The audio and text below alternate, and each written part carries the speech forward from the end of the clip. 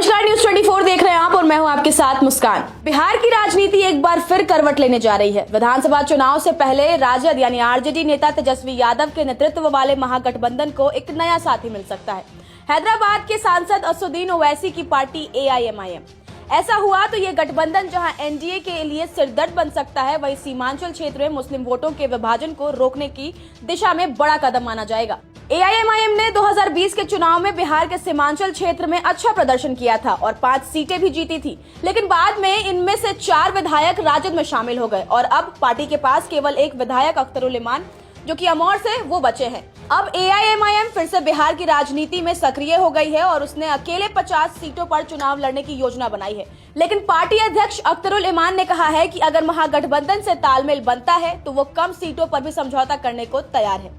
AIMIM की सबसे बड़ी ताकत सीमांचल क्षेत्र है, जहां मुस्लिम आबादी 50% से ज्यादा है और 24 सीटें आती हैं। 2020 में AIMIM के कारण इन सीटों पर राजद और कांग्रेस को नुकसान हुआ था, क्योंकि मुस्लिम वोट्स बट गए थे। AIMIM प्रदेश अध्यक्ष अख्तरुल इमान ने बताया कि राजद और कांग्रेस से बातचीत जारी है, अब तक कोई नकारात्मक जवाब नहीं मिला। अगर सीटों का तालमेल बनता है तो AIMIM 50 की बजाय कम सीटों पर चुनाव लड़ने को तैयार है। इसका मकसद होगा सांप्रदायिक ताकतों को हराना और मुस्लिम वोटों को एकजुट रखना।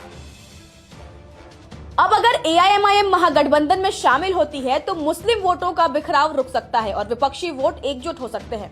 इससे एनडीए को सीधा नुकसान हो सकता है, खासकर सीमांचल में। वो कैसे, वो भी जान लेते हैं।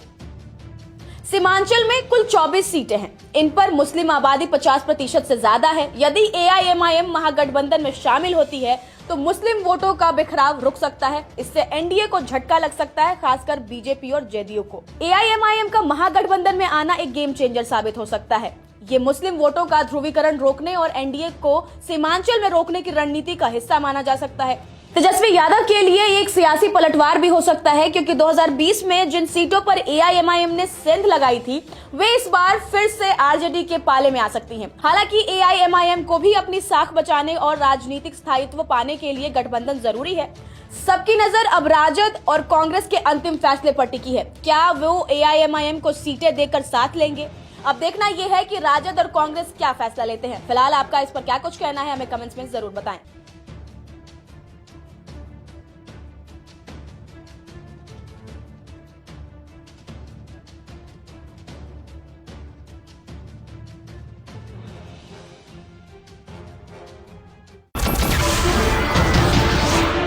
नमस्कार, मैं हूं मानक गुप्ता।